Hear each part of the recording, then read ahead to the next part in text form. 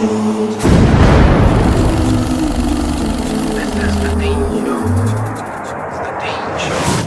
alhamdulillah, assalamu alaikum, peace be with you. Thank you for tuning in to this week's show.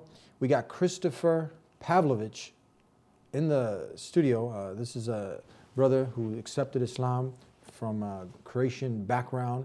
And alhamdulillah, he's here to tell us his story. Fell off for some time, and that's what makes it unique, where many people, they come to the realization that there is a purpose to life.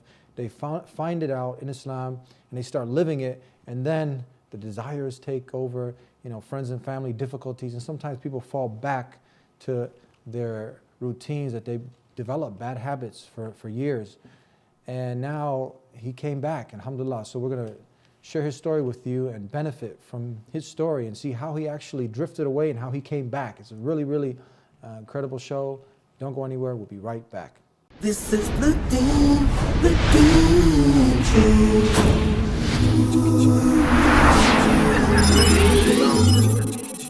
This is the Deen Show. This is the Deen Show. This is the Deen Show. This is the Deen Show. This is the Deen Show. This is the Deen Show. This is the Deen Show. This is the Deen Show. This is the Deen Show.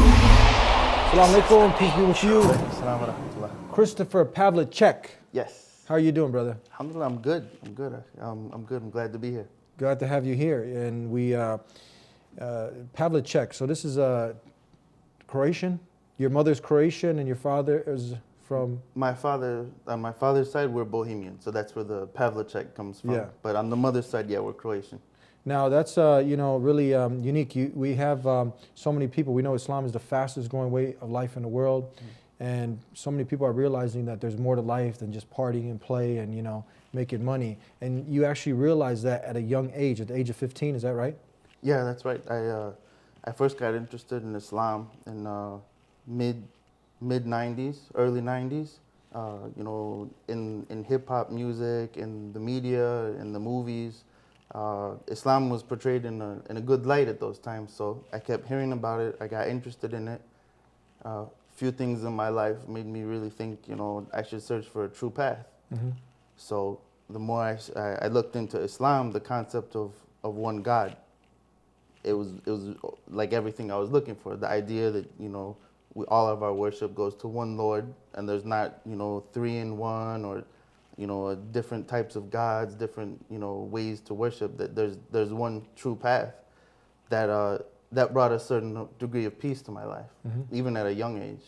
Yeah, let's talk about. I'm going to talk about something that stands out, especially in the European community, and some other communities people aren't used to. Here, we have a melting pot in the United States, and people don't really focus too much on these things. But back in the European community, Bosnian community, Croatian community, when they see such a nice beard like yourself, it stands out.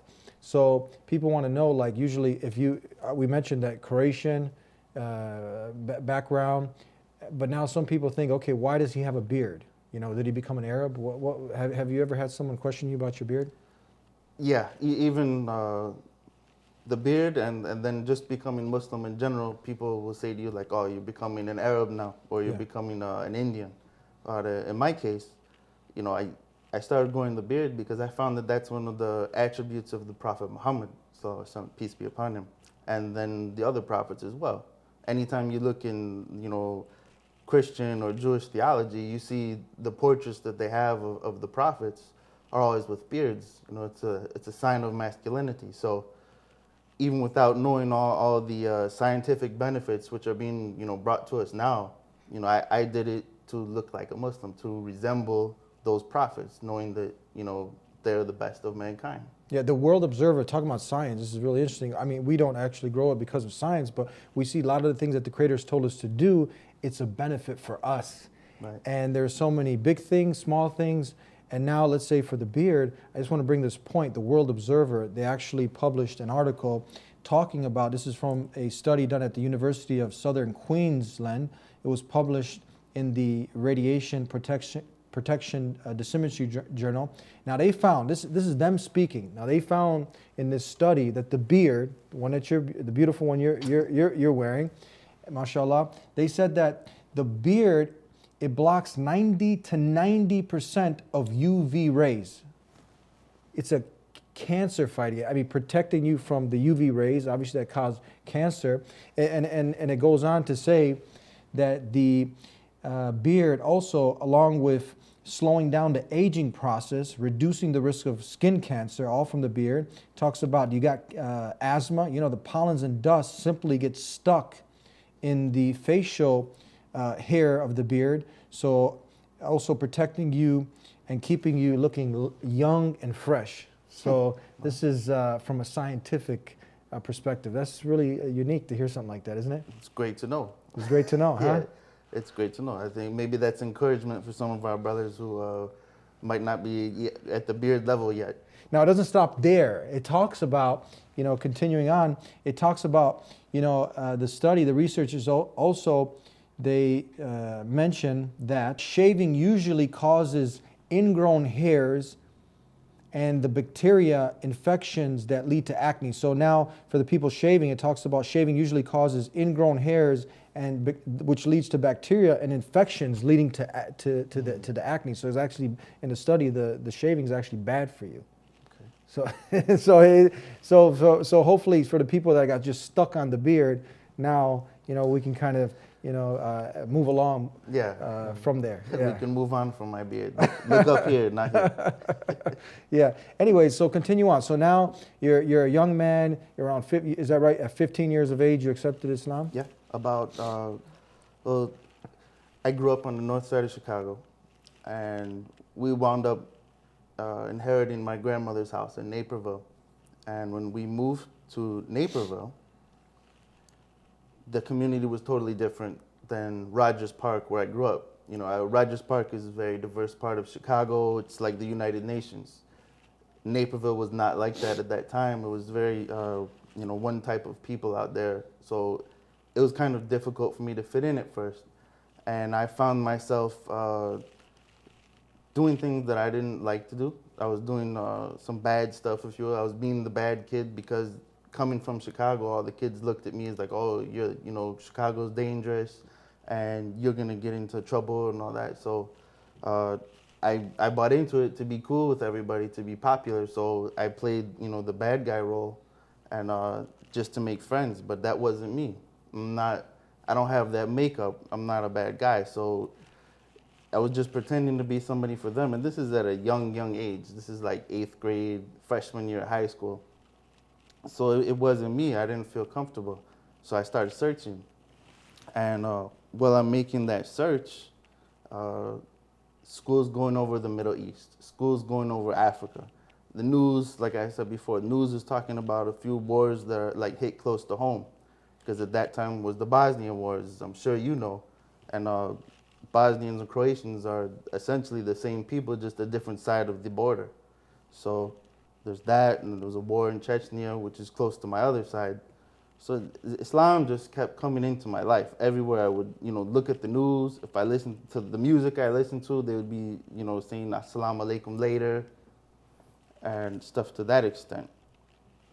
So it just kept coming at me. School's going over it. I decided to study more, and the more I studied about sociology and history, Islam just kept coming at me.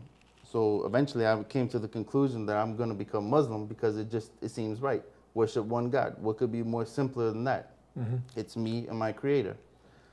So we had a nice high school student that decided to talk about Islam for the class, and they gave a little presentation. These are the pillars of Islam. This is Iman. This is what the Muslims believe.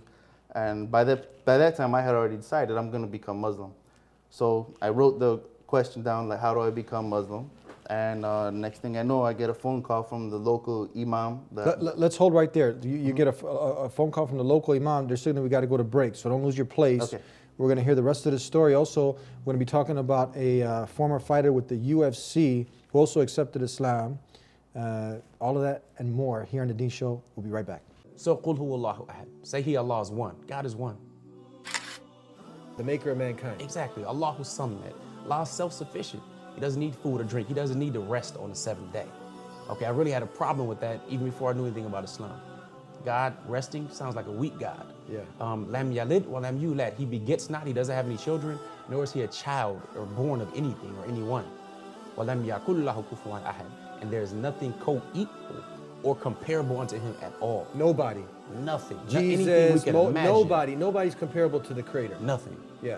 And that right there was, in its essence, what I believe naturally.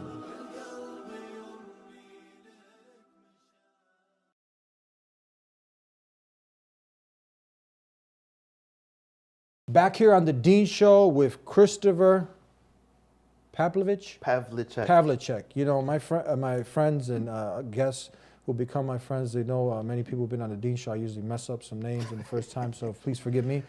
Now, let's continue on. So Islam is hitting you from all over the place, okay? Right. It's like signs are coming to you. And you're at that point, are you starting to get a little more like serious in life? Or were you thinking about what's the purpose of life?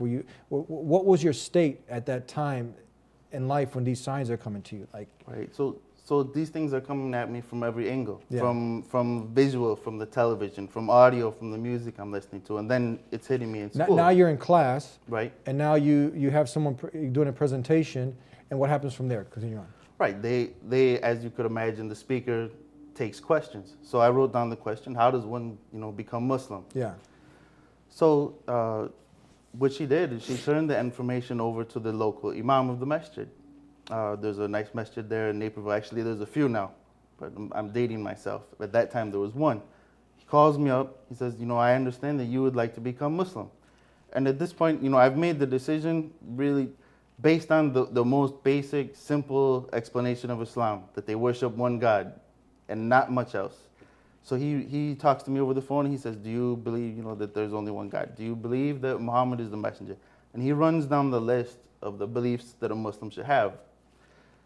I just agree to everything because my heart is already telling me you're going to become Muslim. That's it. I'm young. I'm not doing the deep research that somebody that might be in their 20s or 30s is going to do. I'm barely a teenager. But something inside of me is just driving me that this is the right path. This is what you got to do. And I had that moment that a lot of people that embrace Islam will talk about. I sat, by myself at one point, and I just said, whoever is above, whoever is the one that controls all of this, if it's Jesus, if it's Allah, guide me. Send me in the right direction somewhere. And all of this took place right then. Like, it was a miracle. Mm-hmm. Like, Islam just became exposed to me in a place where there's hardly any Muslims to begin with. Yeah. So now you coming from a Christian background, someone says, hold on, you keep stressing the belief in one God. But if a Christian watching says, no, what did you do? How did you do anything different? Because we as Christians, we believe in one God also.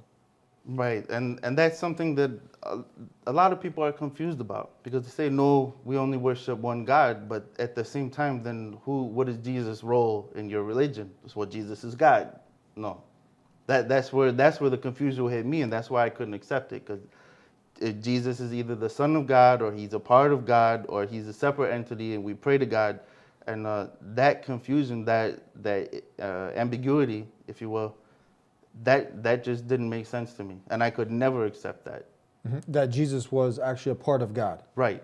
And what do you believe as a Muslim now? And obviously a Muslim is simply one like Jesus and Abraham and Moses. Jesus wasn't a Christian. He was one who submitted to the will of God. Jesus submitted to the will of God. Abraham, all the prophets, including Muhammad being the last, they all submitted to the Creator.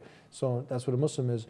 But what do you say now to the person who is stuck between, okay, do I worship Jesus? Do I worship? And that's what the problem you had, right? With the whole Trinity thing. Right. But what was it now about Islam? It's just the belief, just worship the Creator?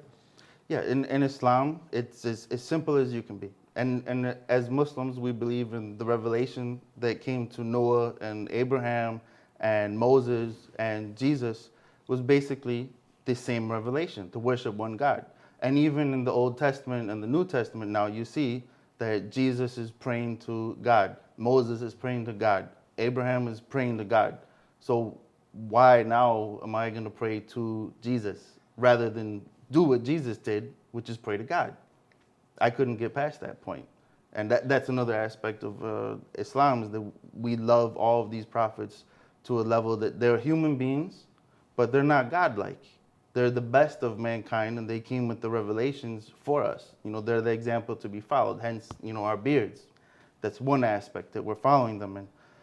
But to raise them to a level that they never even rose themselves to, it never sat well with me. Mm-hmm. And that tradition, obviously, the greatest thing that we do in following them is worshiping like Jesus worshiped, like Abraham. They didn't worship Jesus. They worshiped the creator of Jesus, correct? Right. In the greetings, we greet each other with peace. Peace be unto you. That's right. This is also mentioned in the Bible, that Jesus greeted his followers with peace. And the way he prayed, he fasted. He went to, they did the pilgrimage to, in the Bible, it's called Becca, which is Mecca. Right. Is that right? Mm-hmm. So that's the 5 pillars. That's Islam, submission to the will of God.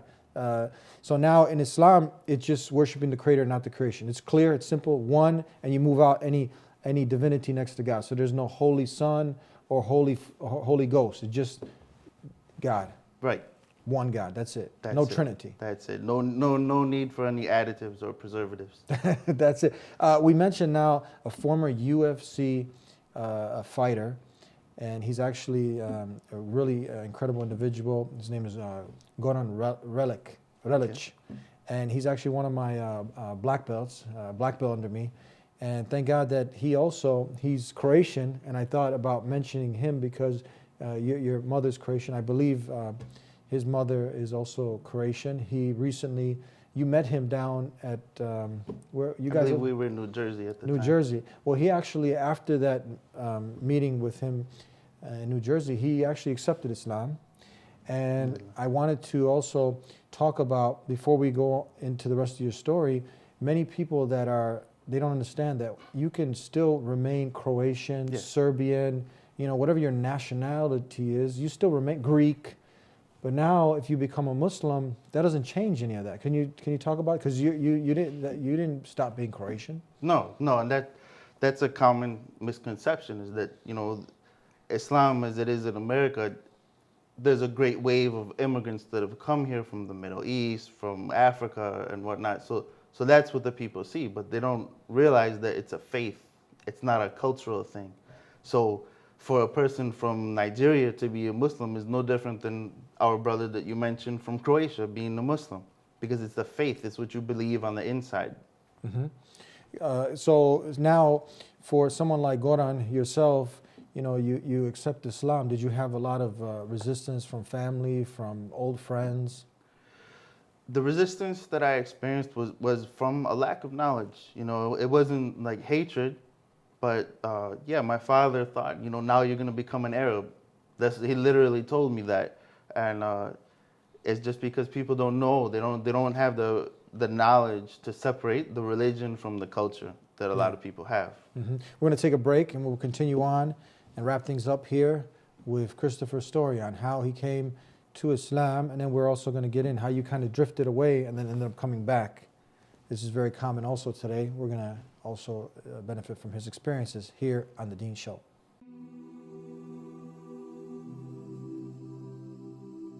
When I embraced Islam, from that day on, I knew I never wanted to drink another drink in my life. I never wanted to smoke. I never wanted to harm my body. Because I realized that it was a blessing, to be able to see life from the perspective of Islam, because it's like a lens that clarifies life for you.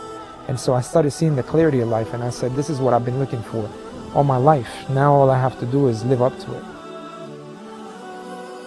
Jihad, often mistranslated as holy war.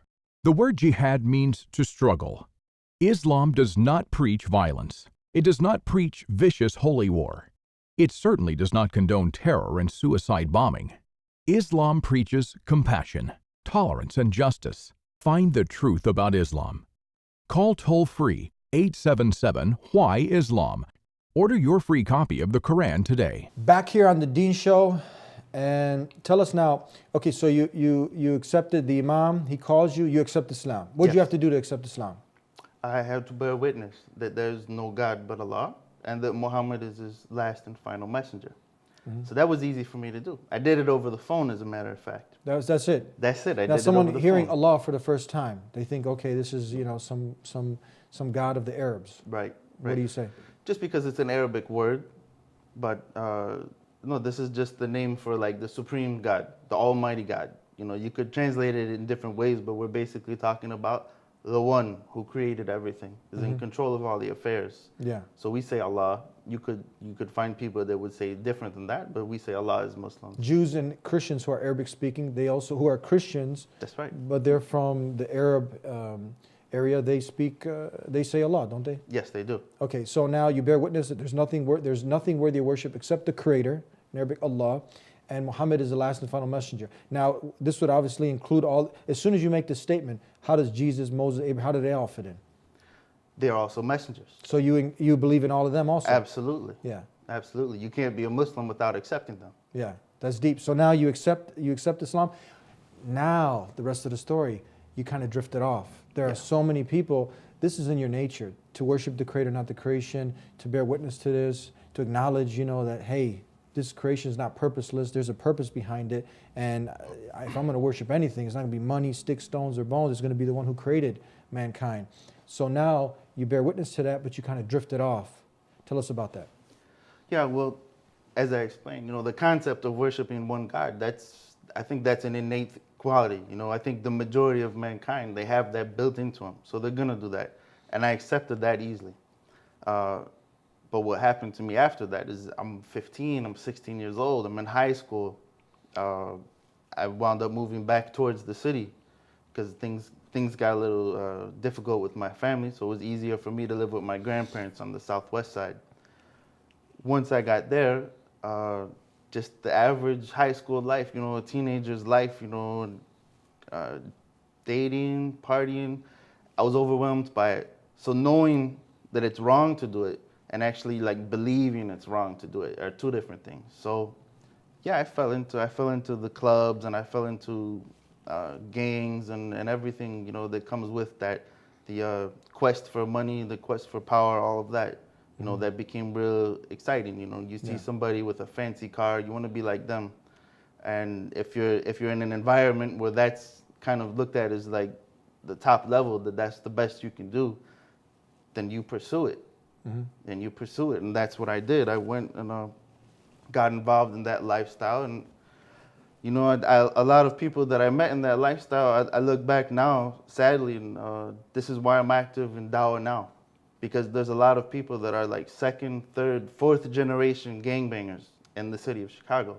It's kind of a unique thing that we have that other cities don't have. And you'll just find people like a good, honest person, but they're born into it. So I was exposed to a lot of people like that. And I met some people that I swear were like the smartest people I've ever met, but they're born into that lifestyle. And for them to get out of it, they have to be exposed to Islam or exposed to a better way of life to know that that's not everything there is. So Islam provides that alternative. Definitely. Now, yeah. I'm sorry, but it provides you with that peace. It provides you with the ability to just sit down and relax and not be looking over your shoulder, and every time you hear a siren, worry if that's your door that they're coming to. So Islam gives you that peace and that sakina, and as others before me, and as I'm sure there's some people out there now, you're coming close to rock bottom. And in my case, rock bottom was getting detained and going through circumstances that could have put me behind bars for a very long time. But at that point, just like a lot of people, you find God. I found Allah again.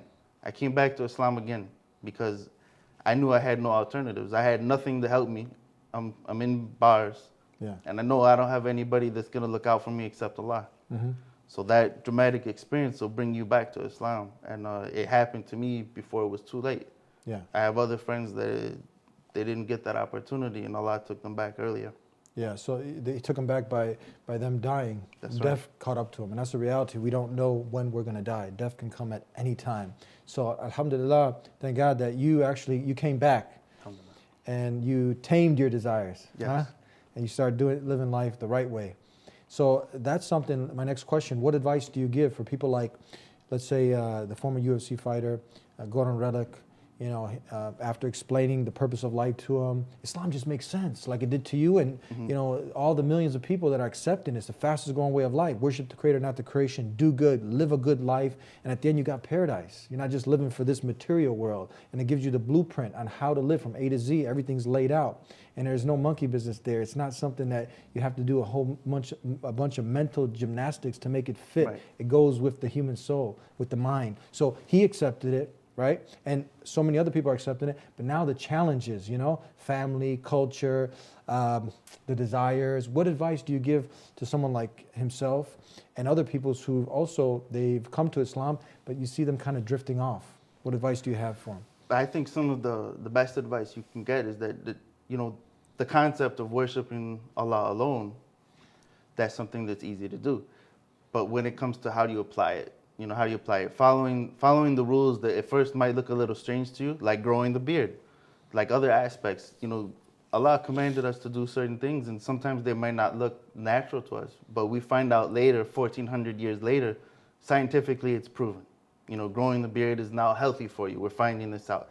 Finding out about sleeping on your right side as opposed to your left side, that has a benefit to your heart. Nobody knew that back then. But these are things that Allah and His Messenger, ﷺ, brought to our attention, things that can guide you throughout your life and they can preserve you.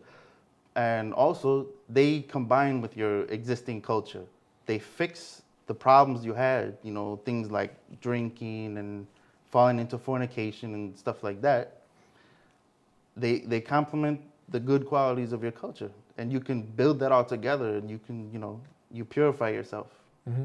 And for in the last minute we have, a lot of the other, let's say Serbians or Croatians, let's say, the Deen show now reaches that part of the world, and they're like, yeah, it makes sense. I want to live my purpose, worship the Creator, not the creation, and live this good holistic life, this life of peace that brings you peace and happiness in this life and paradise in the next. But now they're stuck to that, like, okay, it's separating religion from my nationality. So now it's like I'm Greek and Greek Orthodox Christian, and you can't separate the two. And if I become a Muslim, it's like, I'm going to be outcast. What would you say to them? Well, I would say to them, and that's extremely common, because a vast majority of the people, their faith is tied into their culture. So holidays, everything in their family is tied into their previous religion. When you become Muslim, you still show respect to your family. You still have the best of manners with your neighbors, and you should actually go above and beyond what you did before. It's the concept of who you worship now, and following the religion of Islam, that shouldn't cut you off from them. That should make your relationships better. Mm-hmm. And just like the prophets themselves had many, many hardships from their families, your example is in the Quran. Your example is from the Prophet Muhammad and Noah and Abraham. All of them had difficulties with direct family members. Yeah. So all of these things happened to the prophets before us. Yeah, and that's the test of life. That's right. To see who we love the most. If we love our Creator, we're going to obey Him and do all the wonderful things that He's told us to do. We started with peace, we end with peace. Time flies when you're having fun. Thank you so much for being with us here on the Deen Show. Well, yeah, peace be with you. Salam alaikum. Wonderful story here with Christopher, sharing it with us. Someone who accepted what's in everybody's nature, to give birth what's inside. It's inside of you. You just have to bring it out. And that's the realization that I have to acknowledge that, look, someone created me. It wasn't an accident that I just popped up in this world. And the one who created me, that's the one who I want to worship alone, without any partners or associates. And what really, I think, helped me and so many people, when you really ponder and think about the destroyer of all pleasures, and that's death. And I'll leave you with something to really think about. It's an interesting story where life asked death, why do people love me but hate you? And death responded, because you are a beautiful lie and I'm the painful truth. And when you really think about it, the human flesh that comes from the dirt, from the clay, and it's of the essence of this world. And when we just feed it with things of the material existence, we see that we, at the end, we don't end up feeding the soul, and then we just give the flesh what it needs. We become like an animal. But the soul inside every human being, it desires to be given back, to connect back with its maker. And then when it's connected back with its maker, that is when you truly feel this contentment, this satisfaction, because a person can have mountains, billions of dollars of money and houses and cars, but when you're just satisfying the flesh, you're still empty inside. And Islam gives you, it's been sent to feed your soul, to bring you that satisfaction that you need in life, to be happy, to be content, to be satisfied. Look into Islam. Continue to view us here at the Deen Show every week. Follow us on the Twitter, like us on the Facebook, where you can keep up with all of our updates, and make sure to reach out to the one who created you and ask him to guide you if you tune in for the first time, and he will definitely facilitate a way. We'll see you next time. Peace be with you.